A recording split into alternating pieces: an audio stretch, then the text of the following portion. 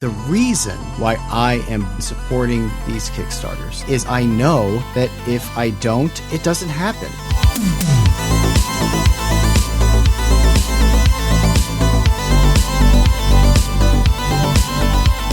When you buy a paperback, royalties are going to be like 6% for the author. And that's crazy.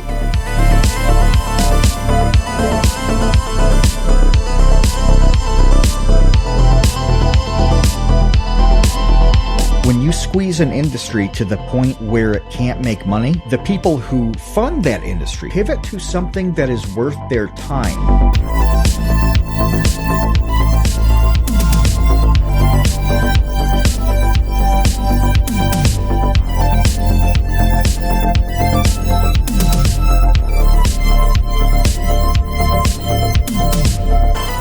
What a contradiction I've seen between the people who are absolutely outraged by AI art and then absolutely outraged at the price of paying for an artist. You can't have it both ways.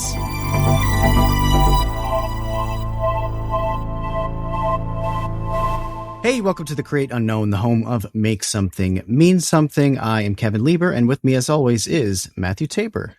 We made a mistake. We have to hit this mistake out of the gate. More of an oversight than a mistake. Oh. We're 8 days, as we record this, away from the 250th anniversary of victory at Bunker Hill.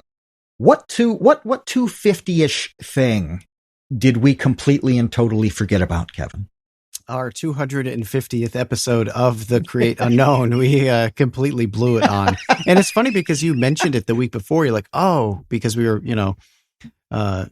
we just uploaded 249. Oh, next week is 250. And then the two of us both completely forgot about that. Oh, well. We did. We were so focused on the craft, that we forgot to mention the milestone. But that really is a lot.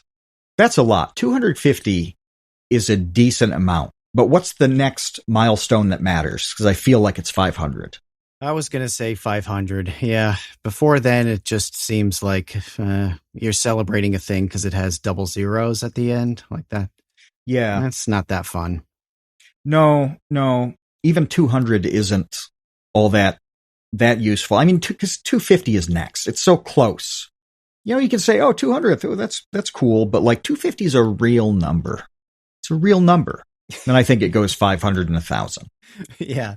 So we'll see you again when we forget about our 500th episode and completely blow it, but then mention it on 501, like we're doing right now with 251. Well, one thing that happened last week that was really fascinating is that you asked me what I would do if I don't know if I won the lottery or just had $1 million, maybe specifically. And I talked about using $1 million to blow. $1 million to blow.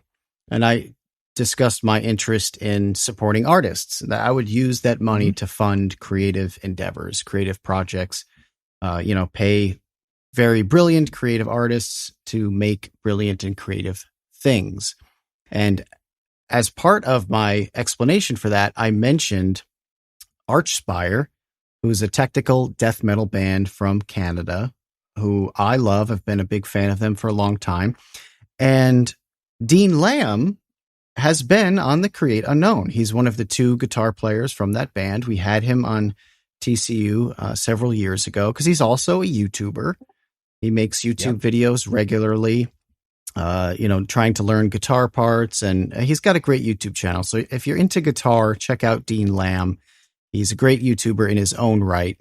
And I mentioned supporting their Kickstarter. This is something that I do really like to do, especially with people who I know, who I'm friends with, or I consider creative colleagues. If they go out on a limb to start some sort of crowdfunding campaign to say, hey, I want to make this thing. I want to make this book. I want to make this video game. I want to make this album, but I need your support. I'm there. I am there day one. I'm sitting waiting for people to have projects that I could help them realize.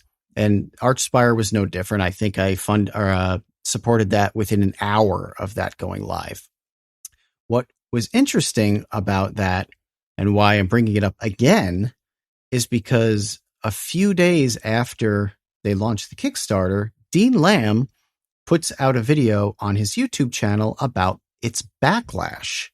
And he spent a good 20 minutes going through what the backlash is, parts of the criticisms that he thinks are perfectly valid, and most of the criticism, which he thinks is completely invalid and ridiculous.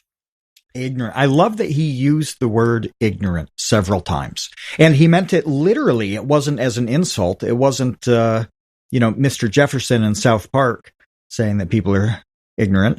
No, he's like, no, you don't know how this works. You are literally ignorant of the process and why we are doing what we're doing and why we need to do what we're doing. Yeah. So, nobody knows how anything works is like a long-standing ethos of mine. And that's not entirely what this topic is to me. More interestingly, or at least more relevant right now, is the idea of paying artists at all. That's an open standing question in my mind based upon the reactions I see to things like this Archspire thing. Because Dean went through and itemized the costs of all of the different things that the money that they were asking for the Kickstarter, which, by the way, has not only been fully funded, but is approaching doubling its full fund, which is fantastic. And I'm really happy for these guys because they're great guys. I linked it in the episode chat for anybody listening to take a look, because as Kevin's talking about this, check out how they've detailed it, because they're totally upfront about how they're going to use the money, why they need it. The tiers as well. There are 10 or 11 tiers that go from, the simplest to some really fantastic stuff. They were asking for a total of $125,000. And was that US or Canadian? Oh, that's a good question. They're a Canadian band. They're out of Vancouver. But I think it might have been US. I didn't notice an exchange. No, there is an exchange. So it might have been Canadian. There's an exchange on the page, I noticed. So it might be 125,000 Canadian. No, I just moused over. Their goal was Canadian 174,000. Okay. And that pretty much came out to 125,000 US. Okay.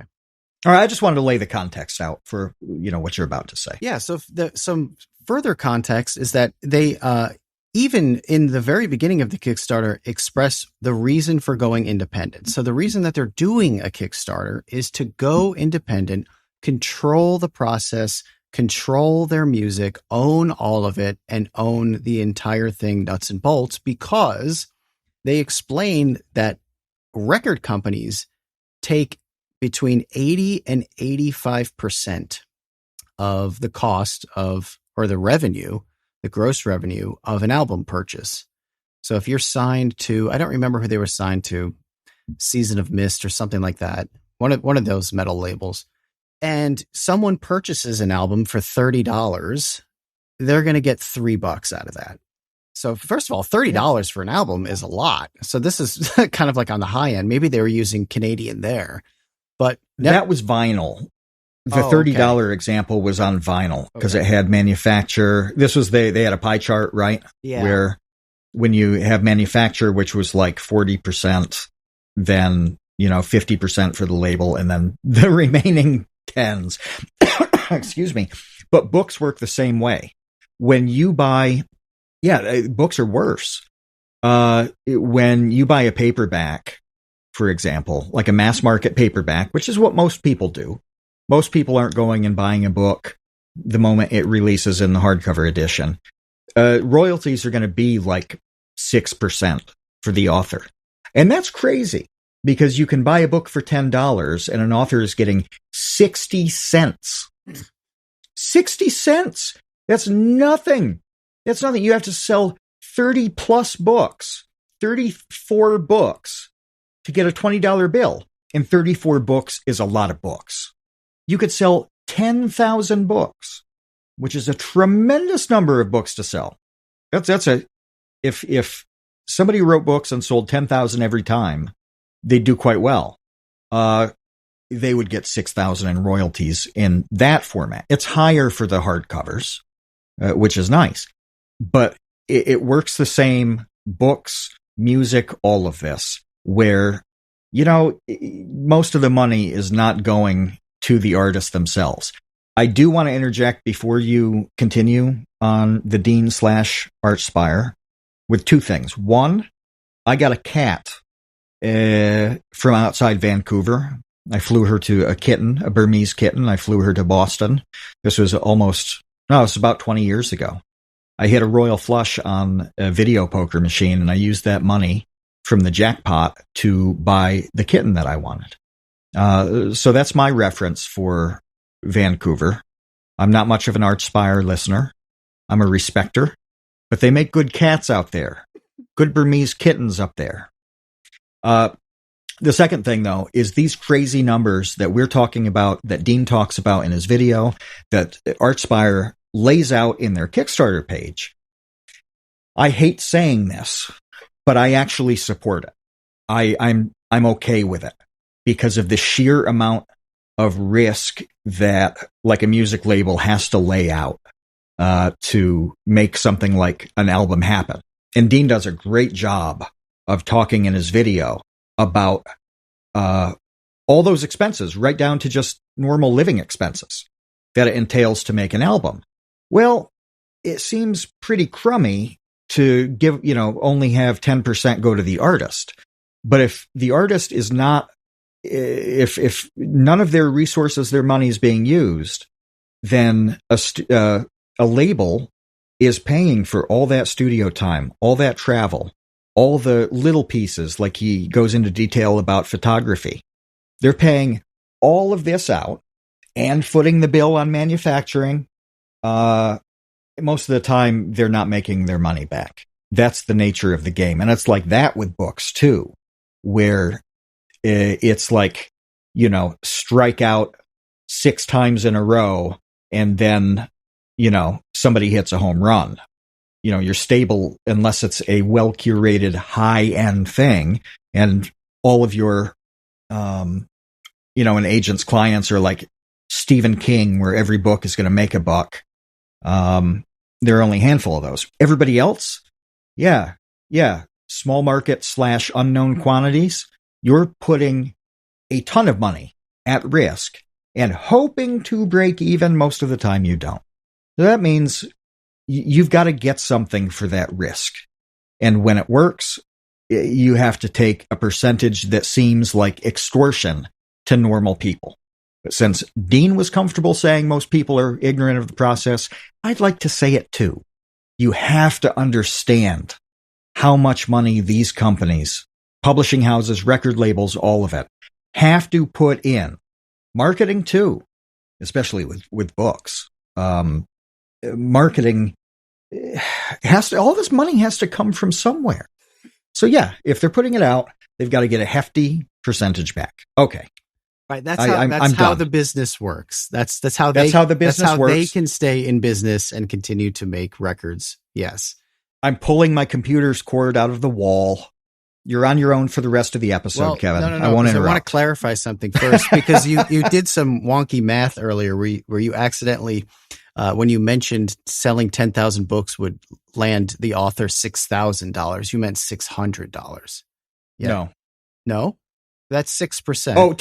Oh, I'm sorry. I'm at $10,000 of books. Oh, okay. Yeah. Got it. No, so I made a different mistake. But yeah, you're right. Right. So sending, So you sell 10,000 books, you have $600, which is like, that's a paycheck at any job for like a couple weeks. Whereas a book took you 2 years to write. Like, congratulations, you made $600. Now what? What are you going to do? Right. You can't even pay half your rent with that. So, but I'm glad that you outlined that. Yeah, the business side of it makes sense for the labels. It's not like 100% we're railing against the labels. They have to stay in business too. But for Arch, and Dean didn't either. Sorry, I want to make this point too. What? He didn't say that like this was a horrible extortion, setup, whatever. No. He simply said all the things you did, which is, at this point in my life and career, I think he said he was 37. It's like, I want to own my stuff. And so do all the band members. We want to have more control over the stuff. We just don't want to work in this system anymore. He didn't say it was some awful, impossible to succeed system.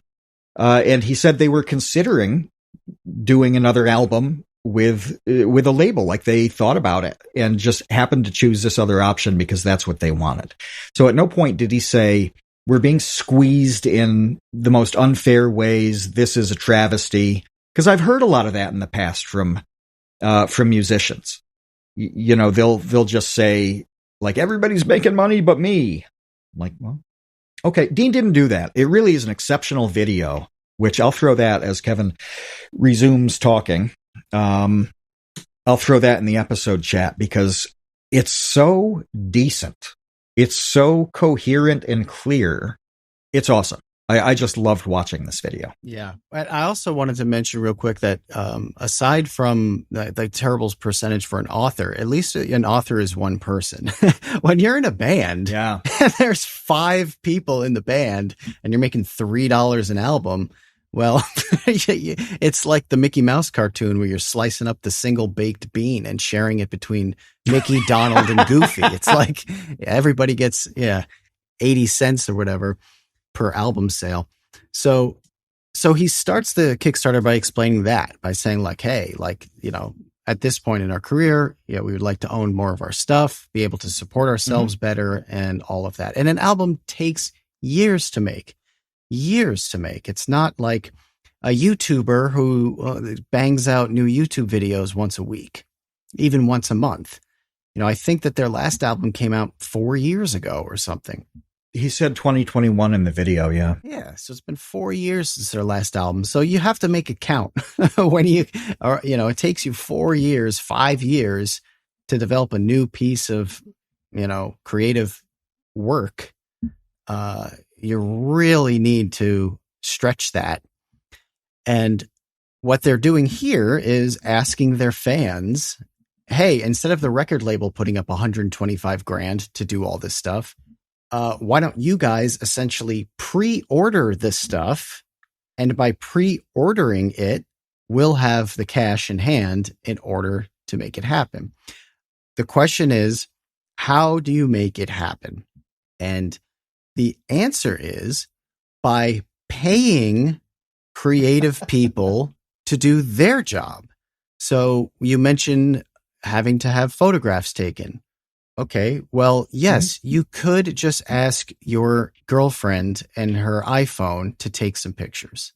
And this is the type of attitude that, like, some of the people, I think, criticizing Archspire display, where it's like, well, why do you have to pay $2,500 to have some photos taken? That, to me, is ridiculous.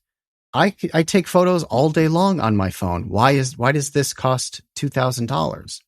And he says, too, that, people are saying you could pay somebody a tenth of that and have, you choose somebody who's really good. And the value of it, the quality of it the difference would be imperceptible to the audience. You could get a great result for 90% less. And that's, apparently what people were criticizing him on. It's like, all right, but you want this guy for $2,500. Get a local up and coming independent, whatever, photographer, give him a few $100, and throw them a bone and get something, very, very good. Why not? Why not do that?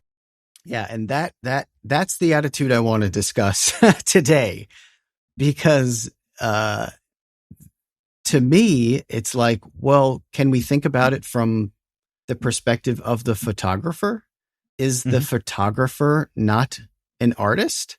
Is the photographer who has all of this equipment, has dedicated their life to their craft, to make this their full-time job? That person doesn't matter. Like, we don't care about him. Like, we don't care about a person who loves the art of photography, and we don't want to support him. Because once you start pulling on that thread, it's like, well, who do you want to support? Like, do you want people to make a living with creating art? That's a huge question that I have, because it seems like a lot of people are saying no. Like, no, you don't need to pay this photographer that much money. No, you don't need to pay this illustrator who's going to design your t-shirts that much money. Why would you pay, $2,000 to this artist when you could pay $200 to this guy on Fiverr or whatever?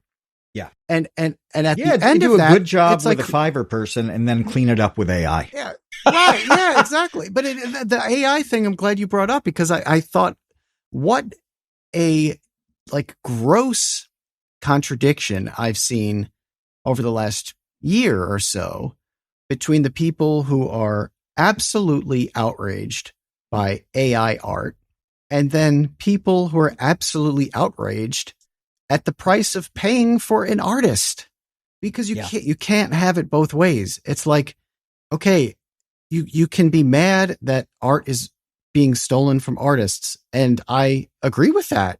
What Vsauce 2 videos have been stolen to train AI. Like, it sucks. It's not a great scenario. It's not a great environment for artists in that sense. But if you're not willing to pay the artists for their original handcrafted, talented, and skilled labor, you can't have it both ways. You can't, and people want to have it both ways. And it enrages me. They do. He broke down on the photographer thing in his video. Excuse me. I'm still, after I got over being sick, I mowed yesterday. I spent 15 hours on the tractor in the last week. And it felt good. I feel like I'm my younger self. I feel like I'm back in my 60s again. But I kicked up a bunch of dirt and dust. And so I got a few throat tickles. He broke down what that $2,500 does with the photographer. He said, you got to fly the guy out to them. So flights aren't cheap. 2-3 nights of accommodations. You have to have basic expenses because that person has to eat. But he stopped there on those things. And I want to extend. Oh, and they have an assistant, he mentioned. And then they have an assistant who needs to help them. And this is even worse. You have to pay the assistant too. When that showed up on his budget, the $2,500 on photography, I was surprised at how cheap that was. And that's because on that person's end, they have to buy gear. And the gear that they buy is not cheap. High-end camera stuff, whether it's video or whatever, is very expensive. And that also means that you have to have insurance on your gear. You have to have insurance on your gear. You have to have, look, the big Pelicans and stuff like that used to just transport that gear. That's really expensive. Pelican cases so that your very sensitive equipment is not going to get damaged in transit is expensive. But yeah, the insurance is huge. If you need something that you don't have, well, you have to, like a lens, you may not have such a stable of lenses that you can have everything you'll need for this particular shoot. Well, then you have to rent a lens. And that's, a couple $100, whatever. But it's sort of like when mileage and wear and tear is factored in with a car, with a business, where right now it's like 70 cents a mile. That's the federal rate.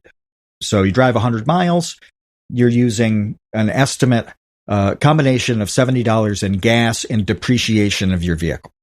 Well, that stuff exists on electronics too, where everything has a life. Everything has a life.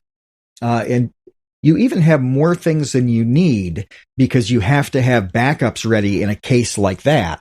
You can't just reschedule. So there's a huge investment that goes into the gear, transporting the gear, insuring the gear, then dealing with the inevitable problems that come up. Hopefully there are none, but generally you get an idea, especially in a creative shoot like this guy is doing with a band. Sure, he comes in with a very good plan in place, but there might be something you notice. It's like, let's try this. Let's do this thing that I hadn't thought of until this moment, but it's worth doing. And that may very well require, the assistant to run and go get something. Well, there's another Uber to that place and back. Maybe it's ordering something and getting it overnight. You have all of these costs that go in, and we have not yet touched on these people just plain making like profit to live on, a salary that is the compensation for their job. We're just talking about raw expenses. There's also a bit of a premium, and you young folks don't understand this the way people like Kevin and I do. The cost of being away from home can get very, very high in non-monetary terms. When I was 22 and I had some work to do somewhere, because I was still doing useful things then, or I'd begun to rather, it was awesome. It was like, I can't believe I'm getting even my expenses covered to do this awesome thing. Well, I wasn't leaving anything behind. I wasn't away from tasks that I needed to do at home. I was missing nothing. My life was going on those trips, doing that thing. And if I even just broke even, I was thrilled. It was like vacation. Well, now, even going on vacation, there's an opportunity cost there where I'm missing, I'm missing X, Y, and Z at home. I just did this, and I'll tell you how it plays out, because I mentioned having all that time on the tractor. I had to go to Washington, D.C. Again, I when the Donald calls, you get on a plane and help sort out the world. But it made sense for me to drive in this case, which isn't a crazy drive, less than you'd think. I left Tuesday, drove most of it, and I returned Friday night. Okay. Given the way the weather was, with rain, all of that, I had about a 24-hour window from Monday afternoon to Tuesday afternoon to mow. There are really 4 sections under my purview right now, which is main lawn, what is called the orchard, which is not a traditional lawn. It's got a lot of trees. Then around, 10 or 11 acres, about a 20-foot swath around it. And then the yet to be named area that my brother is planting lots of trees on. I don't know how many he's got, probably like, 100, something like that. And then maybe 100 feet of rhubarb. He's really into rhubarb right now. I think he thinks his future is in the leaf and stalk of the rhubarb plant. Well, I had 24 hours to do this, so I had to slam on the mower to get this done, first before I left, and 2 before the rain started. Well, that's a responsibility I didn't have 20 years ago. So when I finally got in the car to go to this work thing, I was sore as hell from having just spent 9 or 10 hours on the tractor. Okay. Well, this is life. And I'm not married. I don't have that. I don't have kids. I don't have that cost when I go somewhere. Right now, I don't have pets. I don't have that cost. Whether it's an actual cost of paying somebody to feed them, take care of them, or just plain asking somebody to do a favor for me. But anyway, being away from home on a 3-day photography shoot comes with a very real opportunity cost that has to be factored in. And Kevin, you've said this to me many, many times, where different opportunities have come through and you're like, yeah, on paper, this is good, but is it worth it to me to go do this thing? And the answer is no.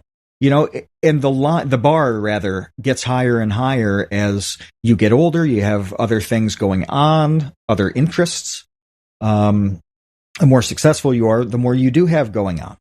When I was 22, I was not successful in the slightest. I had nothing happening. I could do whatever, whenever, and the fun was in doing it. All right. Well, when you think of all the expenses taken out of the $2,500, for this photographer and his assistant, and all the time processing the photos, which it doesn't matter whether you're 50 years ago doing it in a dark room where you're slaving away in front of a computer digitally altering things. It's still time. So there's a shoot, there's all the post time there. There's the feedback from the client, in this case, Archspire. Then you make another round of adjustments. Oh my God, when you put all this together and you're starting at a number like 2,500, there's no way this guy is making money. He's doing this with a hefty dose of goodwill, which is great. I love the guy for it. It seemed like he'd shot for, I think he said Cannibal Corpse, Gojira. Yeah. He clearly loves this segment of music. That's awesome. But is this guy crushing it on gigs like this? No, he absolutely is not. So I'm sorry that I had one more diatribe, but this is what people need to understand. This minuscule $2,500 out of a $125,000 budget. So it's 2%, basically. 2% of the budget. That's what that entails. Yeah, an almost endless string of complexity. And one of the things that I was thinking about that you didn't even mention for a photo shoot is, what about things like props? What about things like wardrobe? With a metal band. Yeah, right. Yeah, you got to feed and water people as they're doing this. You got to buy pizza. You got to buy water. But yeah, if you want to get creative with the photo shoot, and it's not just the five guys, standing inside the studio. Makeup, so that your skin is balanced properly with whatever you're shooting. Right. Makeup. Holy shit. 2,500 is nothing, you weenies. If you're sending angry messages to Dean or Archspire, They don't even play good music like Kenny Rogers, and I'm still going to stick up for them. But yeah, the singer of Archspire doesn't even sound as good as Jim Reeves. Not wholesome at all. These are not wholesome musicians, and I'm still going to stick up for them. They're wholesome human beings, though, and that's what's important. But I'll allow that. It all costs money. Like, even if you go onto their Kickstarter page, and there's this really funny, because they're very, very, very funny guys, which is one of the reasons that I just like them.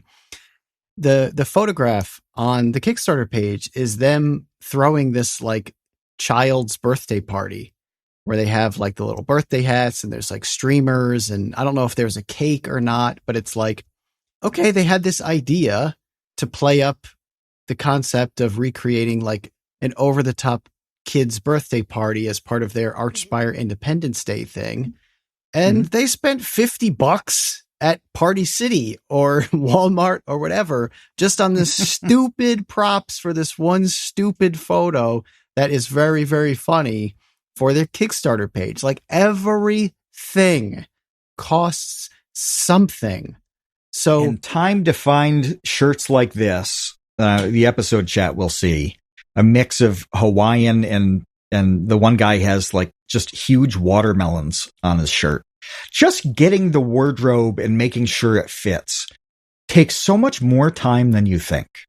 Well, I forgot about the shirts. So if they bought 4 brand new button down Hawaiian shirts, those have got to be $30 each, so now we're talking $120 just in goofy shirts for the Kickstarter photo. But Kevin, why would you do that when you can spend hours and hours at Goodwill spending, $5 a shirt instead? Yes. Or just not have this funny photo at all. You could just have used a photo of you guys that, was taken 5 years ago and stick it up there. And it's like, well, then why do anything? That's something that like Dean kind of expressed in his video too, where he's like, this is our creative project. This is what we want to do. These are our ideas that we were looking to come to fruition. Why would we compromise and make a crappy thing? Because at that point, why do it at all? Yes. If you're not going to do this the way if you're not going to execute your vision, what's the point of a vision? But did you see in the photo, by the way, in the very top, in the back, blurred out, the banner says Happy Arch Day? No, I didn't even notice that. I assumed it just said happy birthday. Happy Arch Day.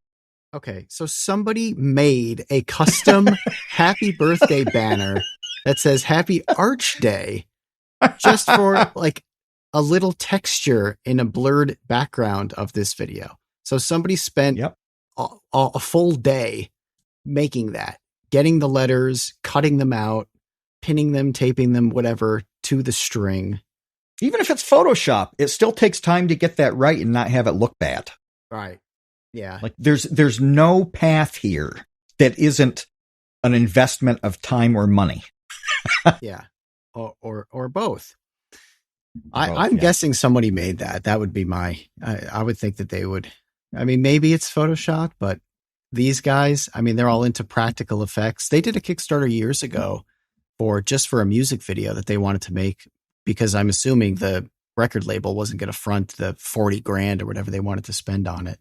But they ended up making this music video with all of these like gory horror special effects, practical effects, like a melting face and all of this stuff, where I think Oliver, the lead singer, directed it and then had some buddies who were like, SFX professionals that they hired to make, blood packs and all of the kind of things that you would need to make a horror movie for this music video. But like, this is what these guys do.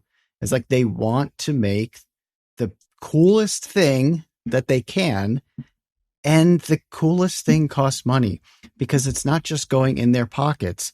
It's going into other people's pockets that you have to hire, who are experts, who are creative geniuses, in their own rights, in their own disciplines, that they have to be paid too.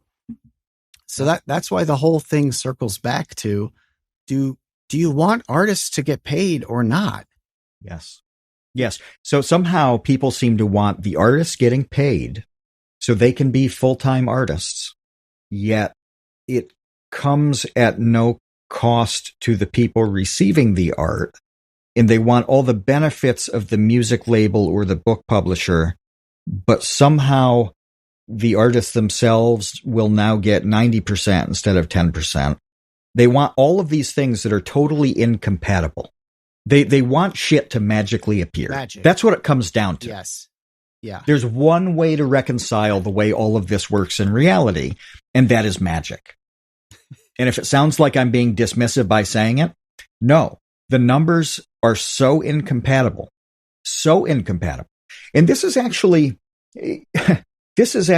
a thing that people need to understand more generally, is that when you squeeze an industry to the point where it can't make money, the people who fund that industry, who start businesses, big companies, all of that, pivot to something that is worth their time. This has come up recently with capping credit card interest at 10%, where a bank could just put their money in the S&P and average an 8% return annually. Why would you do all the things it takes to run a bank to offer credit, which means that people can default and not pay you back, for an additional 2% on your money? You go through all of this liability, all of this bullshit with tens of thousands of employees to squeak 2%. At that point, would you say, Kevin, if you had to choose 8% for doing virtually nothing, or 10% for grinding the biggest like global multinational risk possible, you'd be like, no, I'm happy with 8. I'll do something else instead. Well, it's the same here, where if you don't pay the artists, they don't kind of make enough to bother. They have to just go on pure reward and passion, and that doesn't always fit with life. It frequently does not fit with life. The photographer that's so good says, well, it's not worth it for me to go out and shoot all your stuff for this album. I got to do it. All the people in this process, when you squeeze out the possibility for them to make it worth their time, the opportunity cost of other things is so high that they do those other things instead. They do those other things. So when you don't pay the artist, whether it's buying an album that a label put out or buying directly from an artist, like they're trying to do here, whatever, that money's got to go, or somebody will do something else with their time and money that made it. That's what it comes down to. And people need to absolutely understand that. And if this credit card interest thing passes, it's great to say people won't be gouged on really high interest stuff. Many people have an issue with high interest credit card debt. Caleb Hammer made a career out of talking to them. That's right. That's right. But I have a really solid credit score, and the interest on my cards is a lot higher than 10%. Okay, because they just don't go that low for most people. Maybe some credit union will give you something. But anyway, they're only offering me that credit because they have the possibility to get a sizable return. So if you cap it at 10%, why would they possibly offer credit to a high risk or even medium risk borrower? They might to me because on paper, I'm okay. They're going to say this person is so unlikely to, default on us, whatever, that even 10%, that's fine. That's totally fine. But if you're a young person starting out and there's no established history of you paying bills on time, why am I going to roll the dice at 10%? No, to make you viable, I need it to be 22% annually, right? So this seems like a completely separate example, but it's truly not. It's truly not. If a label can't have the possibility of making good money off a new artist, why would they bother? You're seeing this with movies. This is why it's all the franchises. It's all the reboots. It's playing it safe and saying we can't put $250 million into with marketing budget and effects and all of this stuff on a quantity that is not known to us. We're not going to take that risk. We know that we can do Transformers, 71 and make our money back, make a few bucks more, right? That's what you get there. And how much have we talked about how much that stinks? Well, it does, but this is how it works. And that's the thing that I think people get frustrated by, is that they get caught up in their hallucination or their, idealized imagined world in which, it shouldn't work that way. And, it's fine to dabble in that hypothetical for 7 seconds and then recognize, okay, but it doesn't. Like, it doesn't work that way. So kind of, I don't know, get over it. And if you want new, so this is why the reason why I am bullish on supporting these Kickstarters, there's only one, literally one reason why I do it. The one reason that I do it is I know that if I don't, it doesn't happen. So when you're talking about how, if you don't pay the photographer the rate that he needs in order to make it worth his time, instead of, it not being a good trade-off between the other things that he could do, making more money elsewhere, or just not spending time making money and taking care of his dogs or whatever it is, the opportunity cost. I know that if these people who, I'm not just like Daddy Warbucks throwing money at every jabroni who has some idea, obviously there's some discernment involved. But if it's people who I trust and who I like and who I feel as if their passion is in the right place and they're going to follow through with what they say they're going to do, then I'm on board 100%, because if I'm not, it doesn't happen. And what I want is this stuff to happen. I want people. I mean, one of the major reasons for starting this podcast was to talk to people who are creating. It's the create unknown. I love when people spend time on crafting some sort of creative vision, some idea that they have, some passion that they have burning within them to say, hey, I don't want this to just be an idea. I want this to manifest into something tangible or shareable. But Kevin, you make $100,000 a year from this podcast. Oh, I do? Where is it? I'm mowing the lawn all this time. No, I'm digging a giant hole to bury the bullion in. That's what. At some point, I'll deliver 5-gallon buckets of silver coins to you and say, "Oh, this is what we've been earning all these years." No. What we earn is like the bare minimum right now to pay our editor and our channel manager to put the podcast out.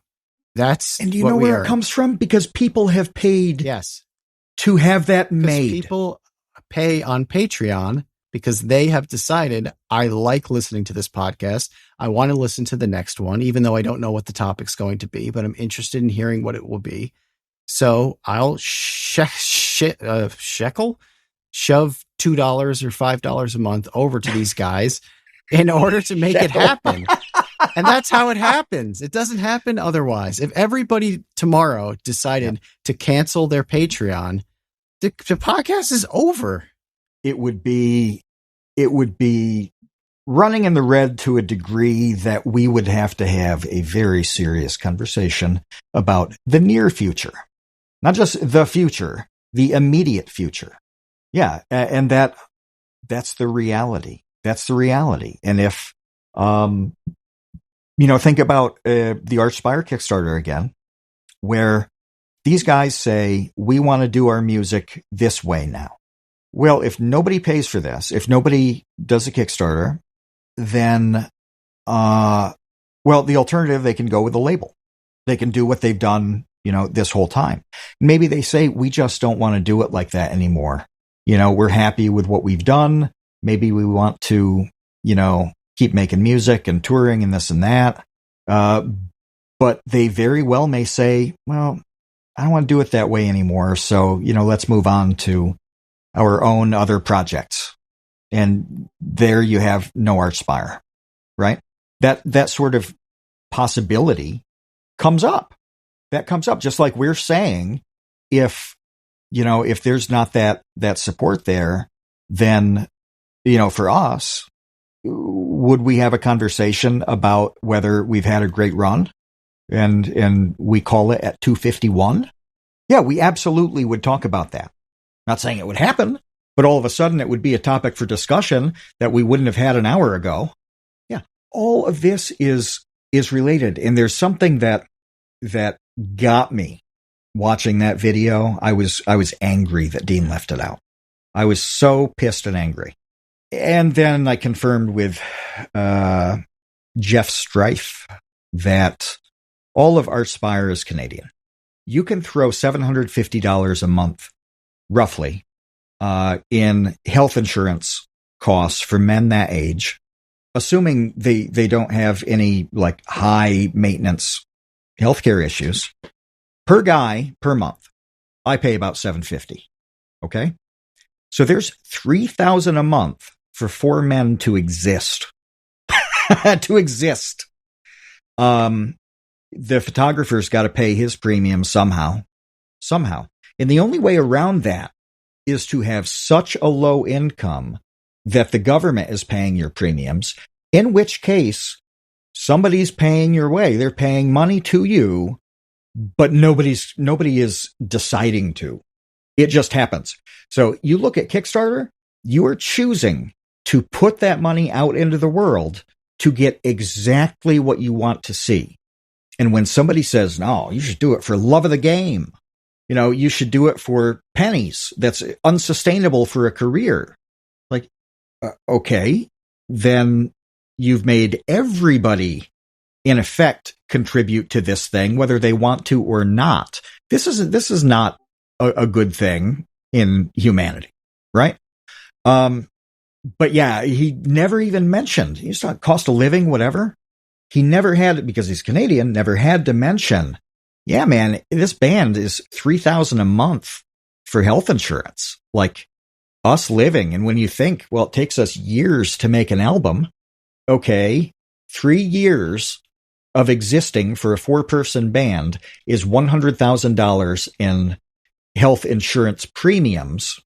That does not include whatever out-of-pocket costs happen or going to a deductible, whatever. By virtue of being Canadian, they sidestep that, and essentially all of Canada is their Kickstarter, their Patreon. You can debate which system is better on that, but the reality is that's the cost, whether somebody is paying out of pocket like I have to, or whether, the tax base is paying it. It's still costing a lot. The bill is still there. You've got to know how these things work. You've got to, when it's, let's toss the system for AI, like, fine, but know what you're tossing. Or whether it's like, you should be such a pure artist that everything should be free for people all the time. And we heard this lots. This was before we started recording, talking about, the educational people in YouTube who see themselves as educators in this very traditional sense. Some of the events that we went to, Kevin, that were focused on the education side, 90% of the people at those would demand that all education be free. Access to educational things be free. Like, all right, they're not any better, any sharper, any more knowledgeable or less ignorant than the people giving Dean and Archspire a hard time here. Because nothing is free. Free is not a real concept. It doesn't exist. Like, at some point, at some level, someone is paying for whatever you think is free. And there is this, so let's just start with there. Like, that is a really important concept to understand, whether you're talking about education or health insurance. Like, nothing is free, okay? Because someone has to be paid for their labor at some point in the chain of events that get you to thinking the thing is free. Money has to exchange hands somewhere in order to get to this, like, delusion that the result is free, in air quotes. The idea, this romantic idea of the starving artist, is also completely to blame for a lot of this, where, well, why don't you just do it for the love of art, man? Like, that whole, like, hippie commune romantic idea is an idea. It's a hallucination. Again, like I said earlier, it's like, that's a nice idea, but it's not reality. Like, nothing works like that. The starving artist can't starve to death, or they will no longer be able to create art. They do have to actually eat. They do actually have to live somewhere and pay for their housing. They do actually have to get health insurance so that they can, again, survive and get the medicine that they need to make their art. So, like, please throw away this idea, this, like, infantile romantic idea of starving for your art. It's like, that's really cute, 5-year-old, but it doesn't work that way. Like, no one can starve to death and still create art. So at some point, if you want that art to exist, someone has to help fund it, or else it's gone. Can I, I'm clearing my throat because this is going to take me a minute.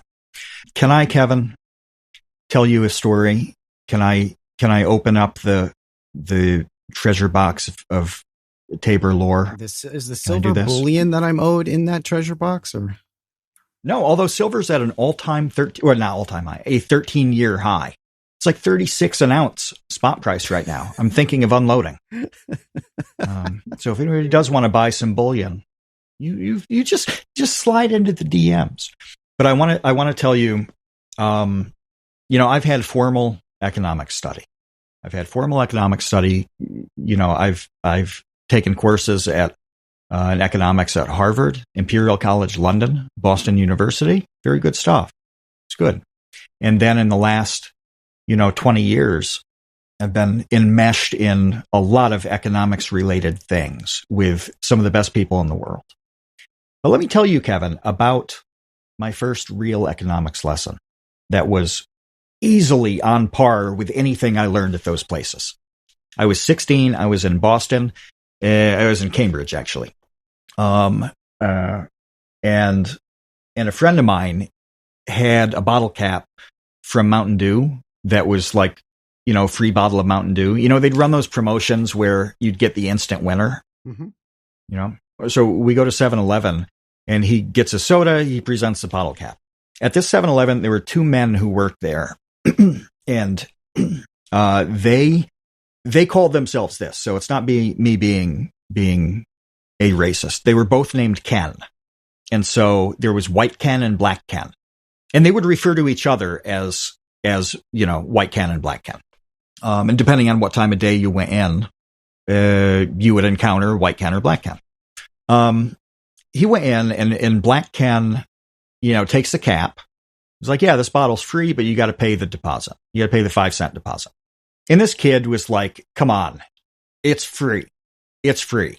And Black Ken is like, yeah, but I mean, there's us. There's like 7-Eleven free. And then there's like the government required 5-cent deposit. This kid is trying to get out of paying a nickel out of principle and playfully arguing back and forth. Both people were having a good time. And, it was like, come on, what a world, Here's how it wrapped up. It wrapped up with Black Ken saying to my friend, kid, nothing in life is free except my girlfriend. She's free for me. And that was it. That was the end of the whole thing. Where do you go from there? I don't know what you say. You don't go anywhere from there. You pay the nickel. Yeah. So he went from like the one of the most hackneyed phrases in life to one I didn't expect. But it was the reason it stuck with me is because as I'm over analyzing it 25 years later, he was making a distinction between, kind of theory and reality on that. It makes a difference. And you really have to understand at the most basic level why nothing is free, and understand too that when something looks free, like Black Ken's girlfriend being free for him, that's not actually free, right? All the things that look free never, ever are. Yeah, so Jen in the episode chat says free does not exist. And Jen is somebody who knows her way around economics and especially good on the mundane life micro side of things. Just how people live, the economics of life, right? She says when you ignore this reality, it's going to bite you on the ass. And it does. And that's what the problem is with the people giving Dean and Archspire a hard time here, is that they are ignoring reality. They will be, not in this case, because they've raised a lot. They've hit their goal. Hopefully they raise a lot more and they can make what they do even better. But if a project isn't funded, congratulations. You have facilitated the biting of your own ass by not getting the product that you like. Nobody's coming out of the woodwork to hate on Archspire. They're not, the Justin Bieber of 10 years ago. They're not Taylor Swift now with like a cadre of people who despise them. No, these are people who are fans of them. They're really on the radar of the people who like this kind of music. And they're coming out and actively trying to encourage others to facilitate the biting of their own ass. They're trying to discourage Archspire to make it easier for the listeners, the fans, to be bitten on the ass.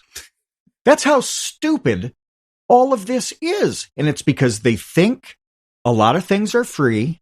They don't have any sense of the costs, whether they're monetary and quantitative or simply being away from home for, months on tours. It's just, oh my God, 3 days doing a photography shoot. For me, 3 days doing a video in DC. I might have as well been in Manila. I mean, DC is so far from me that I was effectively cut off from my life at home. Didn't do anything useful for home. It's extremely important to understand, and it's hard because it's so basic. What do you do? And this is the question I'm throwing back to you, Kevin. What do you do when somebody doesn't get this? Well, I get frustrated, which is why I wanted to talk about it on the podcast, because there are so many examples every single day of people being mad because they're idiots. And that's what it comes down to for me. It's like, you are an idiot, and because you're so dumb, now you're angry. You're angry at a thing you don't understand because you're a moron.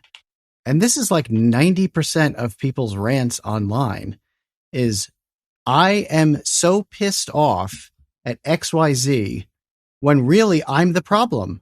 I'm the problem because I don't even get it. And now I'm mad. The other part, the last part that was infuriating to me that I wanted to mention is the pocket watching going on, where it's like, okay, Pocket watching. yeah, like, why are you worried about what other people are willing to spend their money on? If you aren't interested in supporting this band making their album, why is it a problem that someone else is? It's not. Yeah. If you don't want to support them, if you think this is a scam and you don't want to pay with your wallet, then don't.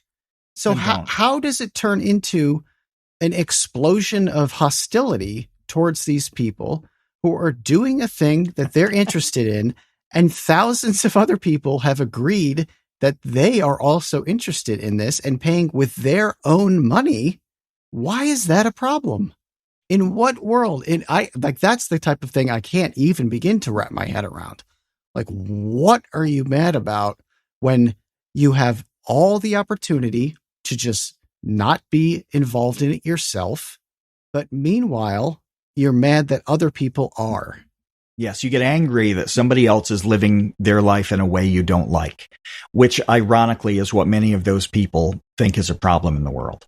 Let me, there's one more thing here that I won't be able to live with myself if I don't say this before we cut it off. Do you know who really got this mindset going? Who really got everybody should be able to just pursue their stuff and just not think about any of this, and you shouldn't have to get any private funding and voluntary this and that. Karl Marx, whose entire life since he never worked was based on essentially Kickstarter, Patreon. People just gave him money to do what he did, to write. I don't think you'd call him an artist given the content of his writing, but he was certainly philosophically creative. He was a creative, and he depended completely on the support of others who believed in what he was doing or believed in him as a person. And that's what's nuts about this, is I see people spaz out about a Kickstarter or a Patreon using the general philosophy of someone whose entire body of work came from Patreon. They would not know to complain about Patreon if they hadn't read the results of 19th century Patreon. That's why you say this is ignorant as hell and you're dumb. You're low IQ for not realizing this, or not realizing there's more to it than what you currently think, in which case you would investigate and start to put some of these pieces together. But yeah, there's no communist manifesto without, e-begging, such as it was, 175 years ago. That's worth pointing out. And it's totally okay. It was totally okay for people to give Karl Marx money to get more of what they wanted, to develop a philosophy they saw as promising, that they saw as a solution in the world. Maybe just because they liked Karl. Maybe they just cut him a check so he'd stop asking. It can be anything on this spectrum. But either way, they made a choice, a voluntary choice, to fuel the work they wanted to see in the world. Congratulations to Karl Marx, the first Patreon member.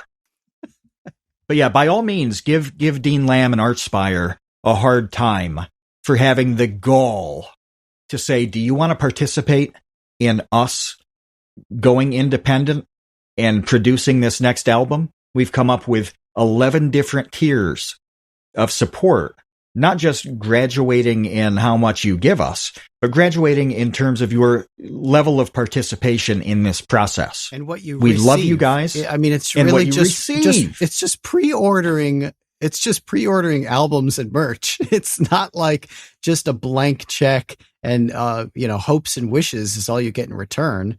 You are just pre-ordering the thing that you're going to get later, whether it's a vinyl record or a poster or a t-shirt or whatever.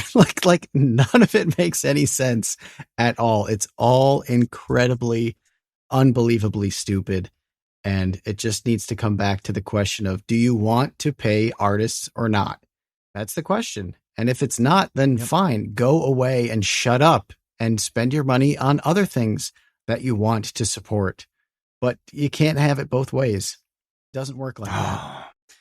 Okay. No, it doesn't. We got to go. Thank you so much for listening. Thank you for all of our patrons. I mean, this is a very Patreon-focused episode. So thank you to all of our patrons for making this podcast continue to happen for another 250 episodes, hopefully. We'll be back next week. And until then, see you, Space Cowboys. Thanks for listening to The Create Unknown. We make this show with the support of our patrons. 100% of that goes directly to keeping episodes going every week, and the recent support has been amazing. Sidpoke, NRM, Venture Addicts, Weezergood, you all really do make this show happen. Thank you to the Tots and Dumpster crew, old and new, who save tiny little lives every month. Thank you to our grizzled, battle-hardened child infantry. Clemente de los Santos, Dan the Latch, Demetrius Andrews, Erica, Farrakhan, Jen Mefasanti, Kevin Menard, Mikhail Steinke, Monahim, Natsu, Penny Peddler, Risebread, Ryan Kinder, Samuel Manser, Sean S., Sean Malone, and Tom Vidioger. And a tremendous shout-out to our elite baby gang commanders. Atrocious Guff, Kat, Dojangles, Graham Robertson, James Gallagher, Jeff Davis, Orange Vanilla Coke, Patrick Pister, TCU's personal pilot, Andy, Ryan Carroll, Baseweight, Vinthos, Yeetus Deletus, Jonas Walter, Nathan Robinson, Jelxies, and, of course, Trevstead. You are the elite. Thank you as well to our indentured servants, producer-editor Ben Webster, Minecraft mogul Laterman, Discord kitten wrangler Conrad, and producer emeritus Dan Yoshua. Thanks to Baseweight for use of Created in the Unknown for the opening theme. Thanks to Electro Voice for giving us mics to sound good on top of it. And a special thanks to Main Gear for powering all of our PC endeavors. The Create Unknown is an Unknown Media production in partnership with Studio 71.